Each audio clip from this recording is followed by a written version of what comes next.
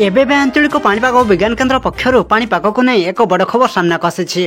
तेबे वर्तमान जहाँकि सूचना मिलूची आगामी 24 घंटा सारा राज्य में वर्षा चेतावनी। राज्य में 11 तारिख पर्यंत भारी वर्षा।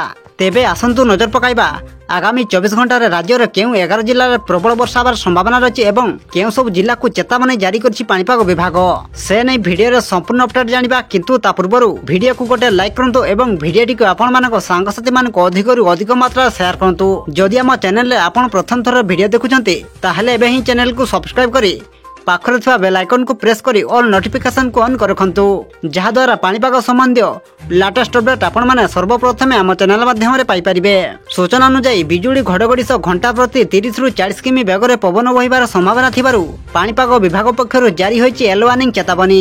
आसंता 24 घंटा सारा राज्य में वर्षा होबार संभावना थिबा बेले आसंता काली 21 जिला को येलो वार्निंग जारी करा जायछि। सेहिपरि 8 तारिख बेलकु दक्षिण बांग्लादेश रे घूर्णिबड़ सृष्टि हेबो, जहार प्रभाव रे प्रबल रु अति प्रबल वर्षा होबार संभावना रहिछि। एपटे मौसुमी ऋतु रे स्वाभाविक वर्षा होइछि बोली पाणीपाग विभाग पक्षरु कहा जायछि। राज्यर 11टी जिला को सतर्क रहबाकू परामर्श दिया जायछि। आगामी 3 घंटा पर्यंत 11टी जिला को येलो वार्निंग जारी करी सतर्क रहबाकू परामर्श दैछि आंचलिक पाणीपाग केन्द्र। वर्षा घड़घड़ी सह झड़ तोफानर पूर्वानुमान करी कंधमाल, गंजाम, गजपति, रायगड़ा, नयागढ़, ढेंकानाल, नवरंगपुर, नुआपड़ा, सोनपुर, बरगड़ एवं सम्बलपुर जिला को येलो वार्निंग जारी करा जायछि। सेपटे 9 तारिख सकाळ जाए ओडिशा रे वर्षा संभावना अछि। अधा ओडिशा रे बिजुली घड़घड़ी सह प्रबल वर्षा होई पारे।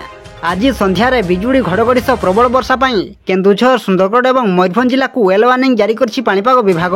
सेहिपरि आसंता काली मध्ये बिजुली घड़घड़ी सह प्रबल वर्षा पई केन्दुझर, सुंदरगढ़ एवं सम्बलपुर जिला को येलो वार्निंग जारी होईछि।